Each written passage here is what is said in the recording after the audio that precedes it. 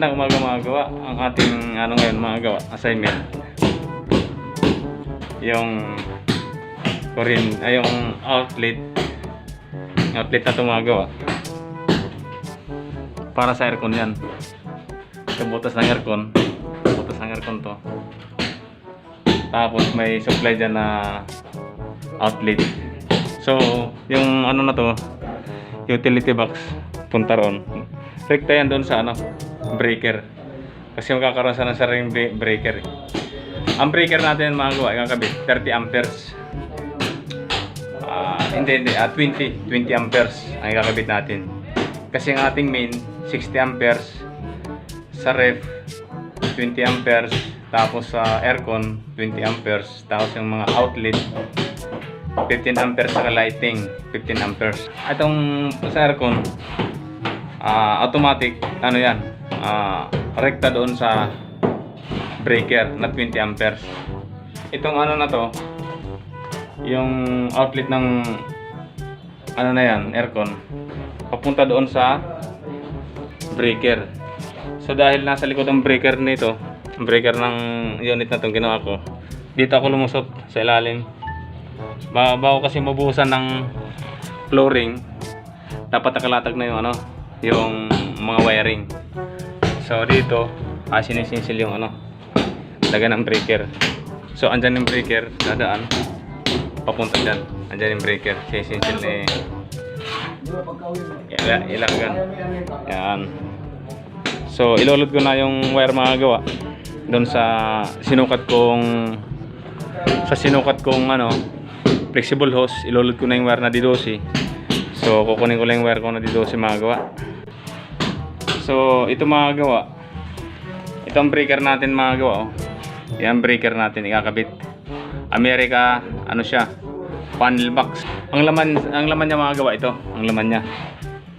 Ito ang laman niya, galing dito sa box. Itong laman niya, oh. So ano man ito mga gawa, 5 lang mga gamit natin na breaker dito sa loob na to. Bakit 5 lang? Kasi sa main, sa aircon, sa ref 3, sa switch, o sa ilaw, sa lightning, at saka sa mga outlet. Kaya 5 lang. So wala kang may bibiling 5, ang bibilihan mga gawa 6. Yan, 6 to. Yan, 6 pero nakalagay 20.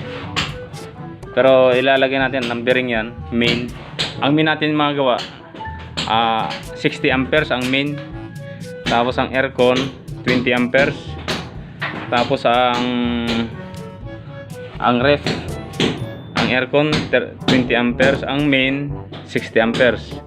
Ang aircon 20 amperes. Ang refrigerator 20 amperes. Ang outlet, mga outlet na yan 15 amperes. Tapos yung ilaw naman magkakaroon sa ring breaker, bali 15 amperes. So ito ang ano natin, fieldad siya. Tapos 3.5 mm dash STR at saka ano to, ayan to, basahin nyo lang to, lead free. So gawa ito ng Pilipinas, Pildads, kasi Pildads Philippines, hindi mga gawa ganon. So ito naman ay Pildads, ay may balot yan na, may balot to na parang plastic yung loob. Safety yan mga gawa, i-wiring natin. So kung mag-wiring kayo mga gawa, dito na kayo, kunti lang diferensya naman sa local na galing China, dito na kayo sa gawa natin. O yung isa ata to, ano. Tapos 3.5, tapos approximate weight 5.8 kg. Ang tawag naman ito mga gawa, kung maano kayo, 3.5, malilito kayo. Ako naman pag inaano ko ito mga gawa, sinasabi ko lang number 12 yan ang tawagin sa mga rektahan ng ano, sa mga electrician. Number 12 to mga gawa. So bago pa to mga gawa, pinabili ko doon sa amo ko. Maglilinis na tayo ngayon para mabuhusan to. At saka mapalitidahan yung ano ng aircon na yon. Yung ano ng aircon, kasi hindi na papalitidahan ng kagawa January Gonzales, kasi may ano, ito mga gamit nila, mga gamit. So meron pang hindi pa nakakabit na outlet doon sa aircon, para sa aircon. So ngayon mga gawa, maglulog tayo doon sa flexible. Ito yung sinasabi ko mga gawa. Sukat na sukat ito ng flexible doon sa aircon at saka papunta sa breaker. Bago tayo magputol ng wire, dapat ang mga wire mga gawa, walang dugtong yan ha. Di bali magdugtong doon sa flexible, wag lang yung wire kasi doon nagkakaroon ng shorted pag nakadugtong. So buksan na natin mga gawa. Buksan na natin yung wire na pinabili ko doon sa amo natin. So ito mga gawa, magkaibang kulay nito. Para di nilito tayo kung nasaan ang ano. So ito siya. Ito, oh, puti. Kulay puti siya. Tapos yung isa naman mga gawa, kulay itim. Kulay itim to mga gawa. Para pang maglalighting tayo dun sa ano. Maglalighting tayo dun sa electrician, sa electrical, hindi tayo malilito. Kung nasaan ang isang linya, kung saan galing yung kabila, ano tayo. Hindi tayo malilito mga gawa. So mga gawa, bago natin ipasok sa ano, para smooth tayo, pasok doon sa flexible hose. Kaya di natin mag-alam rin mga gawa.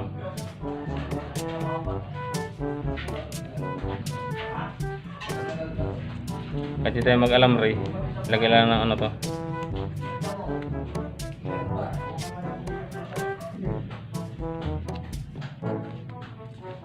Yan. Tapos saka natin papasok sa flexible hose. Ayan. Ano, Berong? Halika. Magtatawag tayo ng ano para hamakan yung dulo. Ilusog mo sa bintana. Abutin mo doon sa ano. Natin mo rin, hilain mo. Ano mo rito? Ito, ilugod mo sa kahoy. Ito, sa kahoy na to. Tapos, natin mo, pupunta ron. Sige, dito, sa kahoy na to. Dito. Tapos hilain mo, punta ron. Doon ka sa labas. Inatin mo, hilain mo, punta ron.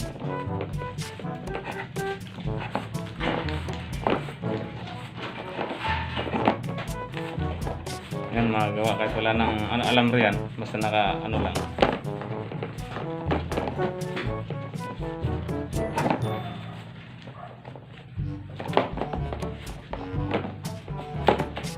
Asna yan?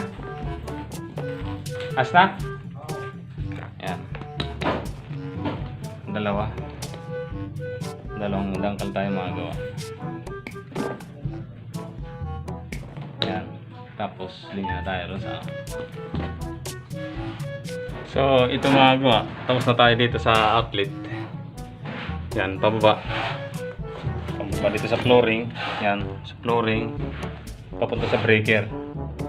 So doon naman tayo sa kabila sa flooring, papunta naman sa breaker, paakyat.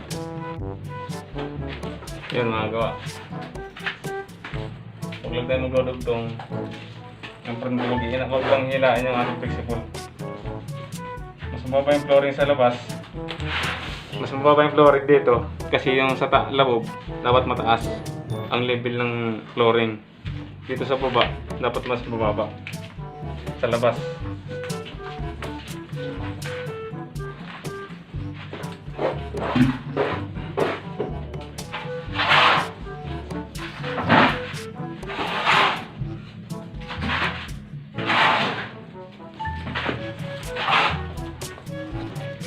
Dahil magpapalitada pa dito mga gawa, ipinasok natin yung wire doon sa loob bago malagyan ito ng halo habang magpapalitada dito si kagawang Junior Gonzales.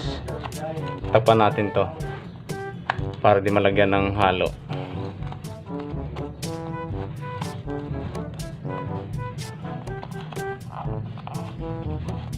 Yan. Importante rin itong lagyan ng tornilyo kasi pag nalagyan ng halo yan mga gawa, ito mahirap magpasok ng tornilyo.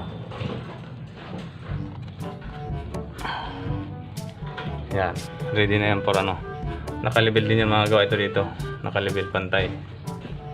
Yan mga gawa.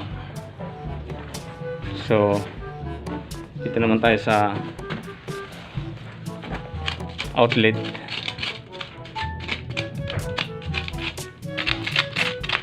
Sa outlet na to. So ang outlet dito, dalawa lang. Ito naman mga gawa, ito magiging runway. Runway ito papunta dun sa breaker ulit sa outlet. Ito ang 15 amperes. Kahit ano lang naman lang outlet ito mga gawa. Isa, dalawa, tatlo, apat, lima. Ito ang 15 amperes. Papunta dun sa breaker runway ito. Kasi dito na sila magkakaroon ng runway ito. Ito papunta sa breaker to. Dito na sila magkakaroon ng series. Kakabit dito, magkakabit papunta roon, papunta doon sa isang outlet. So dito na magkakaroon ng series mga gawa. Habang pinapatay pa natin yung breaker, pinapatay pa yung breaker na, nakasiting na.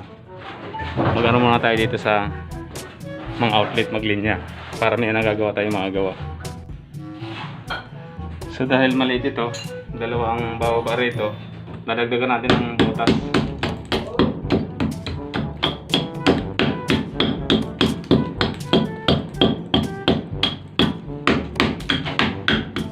Sumatin natin ito. Hindi pa kasya. Nadagdagan na.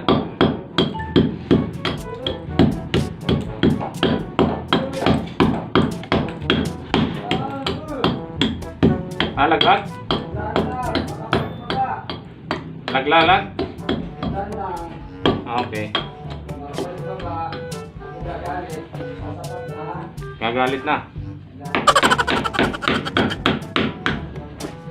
So dahan natin magsisil kasi dun sa kabila mga gawa may nagpapalitada.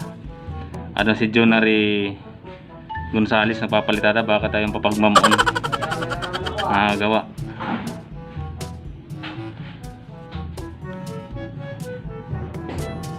So mga kagawa, aas na yung ano natin. So ito na, kabitan natin ng runway papunta sa breaker para sa outlet.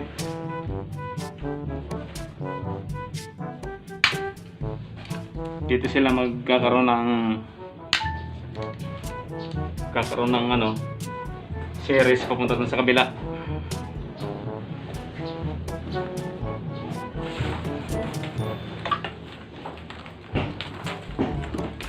Pasok natin dito.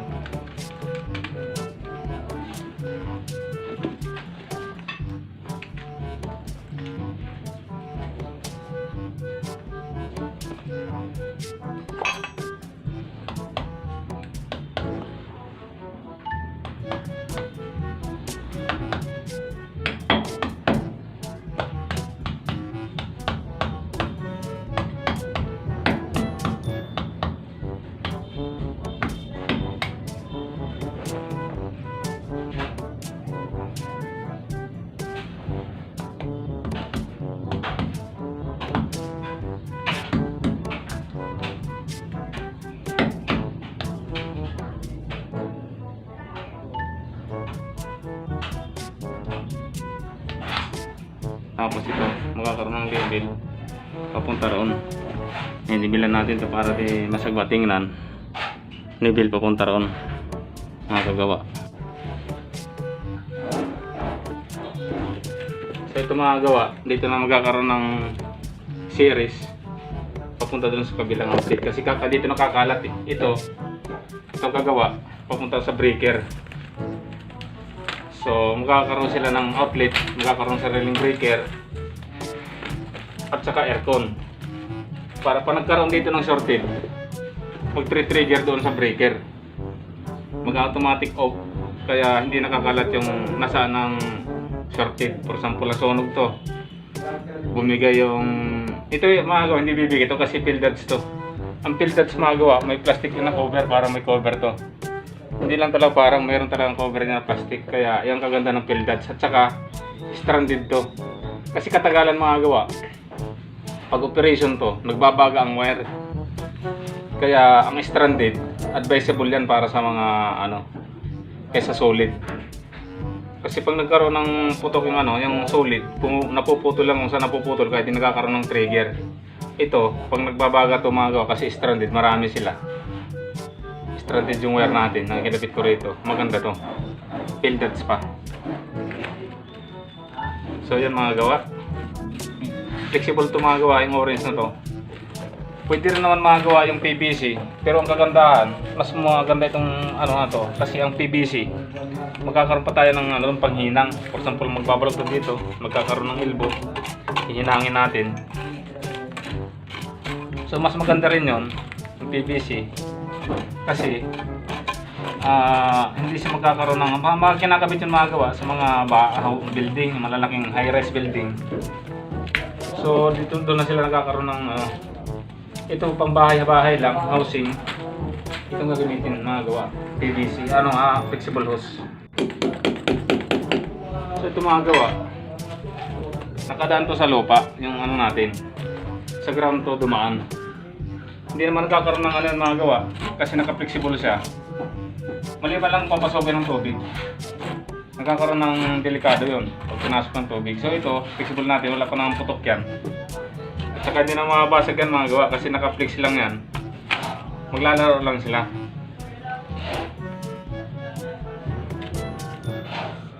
So papakuha natin mga gawa para hindi gumalaw yung hindi bumukol yung ating flexible doon sa palitada.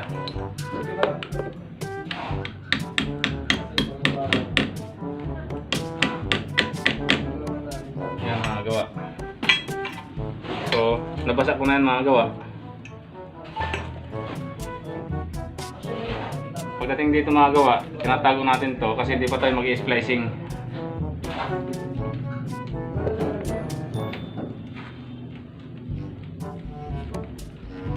Yan.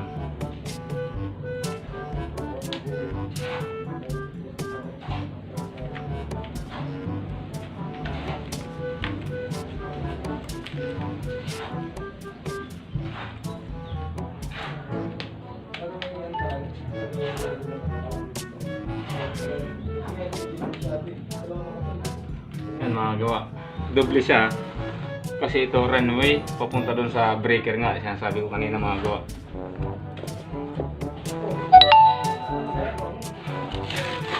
Kapalan natin dito mga gawa para hindi expose.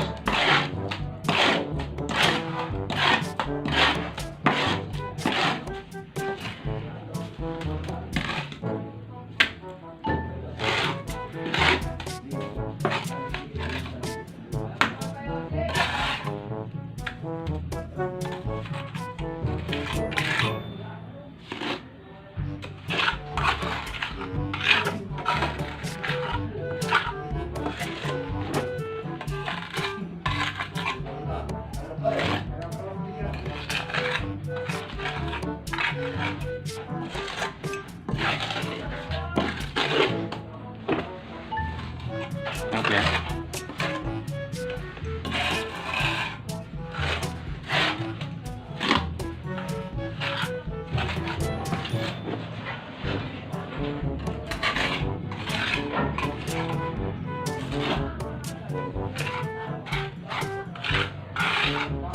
Bababa lang natin to para pag nag-pour mga gawa hindi uumbok.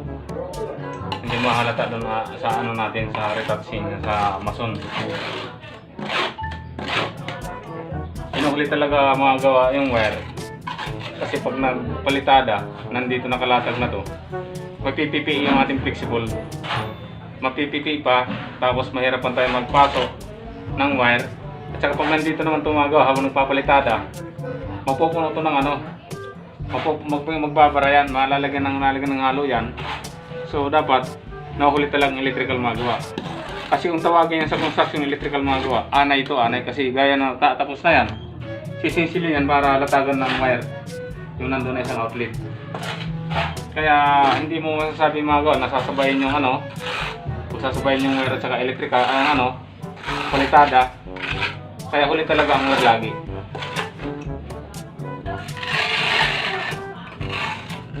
Hindi yung pwede pagsabayin sa mga building, mga high-rise mga gawa dahil ang ginagamit doon ay PVC na orange, sa electrical talaga.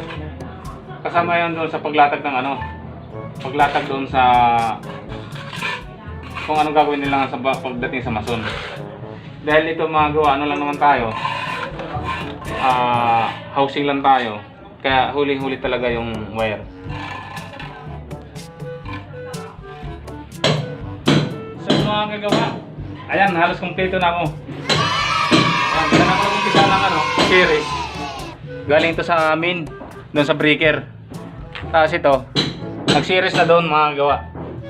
Series dito, para supplyan to. Oh, dito sila magkakaroon ng splice. Mag-i-splice na dyan. Para supply naman ako rito sa kabila. Ito gagawa. Ito, lumit na dyan. Para supply na naman yung kabila. Doon. Pagdating dito, splice na naman dito, splicing. Tapos para supplyan ito. Number 12 number 12 na wire. That's kaya kanina. Tapos ito, i-splice ako rito para magkaroon ng wither doon sa harap. Sa harap na magkakaroon ng isang outlet. So doon na natapos mga gawa. Sa likod niyan, bali harap na yon. Doon na natapos yung outlet ko mga gawa. Doon na ako mag-splice ito, doon na yung dolo. Kagawa, ito pala, papunta roon. Nakalibel yan mga gawa, papunta roon. Hindi lang yan tsansa-tsansa mga gawa. May libelos tayo. Kaya meron tayo nito. Kaya nakalibil yan mga gawa. Para sang taas yan nito. At saka ito, kasi ano na itong gagawa, preparasyon na to para sa buhos. Bubuhusan na kasi ito eh. Para sa libiling naman sa pinto. So yun mga gawa. Tatlo ang lumabas dito kagawa ha. Tatlo ito. Galing to sa breaker. Ito sa outlet. Ito naman sa aircon. Ito papunta sa aircon. Yun. Sa aircon yan. At ito naman kagawa, mula din sa breaker din tumagawa, yung tatlo na yan. Ito naman papunta sa refrigerator. 20 amperes yan mga gawa. Pagdating doon sa ito, sariling breaker tumagawa, 20 amperes. Kasi tumagawa, refrigerator. So ito gagawa tatlo silang umakyat dito. Ito na sasabi ko. Ayun na naman kagawa sa lightning to, sa lightning. Para sa ilaw. Yun mga gawa. Bali, animan to kagawa ha, animan. So, di ko na bubuksan yan. Basta nakaabang na dun sa, sa loob. May mga wire na yan. Mahabang mga gawa. Mga tutupit ang para dun sa loob. May lalaro natin, may ikot natin kung saan banday Kasi isa pa rito kagawa. Isa pa dito na media na para naman sa min. Dito na tapos tatakbo naman doon sa dulo. Andun yung natin kagawa, andun yung metro. Muna sa Meralco. Tapos ito kagawa, yung sasabi ko kanina, ito na yung din ko na sa outlet, supply. Dito kasi kagawa, magkakaroon ng outlet dito. Dito magkakaroon ng outlet. Area na yan, isang outlet yan. Tapos yun, doon na natapos yan. Kasi kung ang teacher dito, magkakaroon ng handaan, di kaya magkakarwas ng motor kasi hindi makakadang kotse dito. Kung magkakarwas mo ng motor, meron silang sasakan dito. Ang gagawin natin dito kagawa, papakita ko sa inyo yung wither outlet na pwede sa labas. Kasi labas na yan mga gawa, so wither outlet ang gagawin natin. So yun kagawa, meron naman ako na sa tutorial. Ito naman kagawa, ipapakita ko na basta ito tapos na ako dito sa installation. Pag i-splice ko naman dito, ipapakita ko lang sa iyo kung ready finish na siya mga gawa. Sa next vlog ko mga gawa, dito sa ipapakita ko na sa inyo kung paano mag-install dito, paano mag-load. Dito sa sinasabi ko nga 20 amperes, saka 30 amperes, at saka sa 60 amperes para sa mini. So ito mga gawa, pinakita ko na sa inyo ang Salamat mga gawa sa patuloy na pag-subscribe sa aking YouTube channel at maraming salamat po sa mga patuloy na nag-like at nag-share sa aking YouTube channel.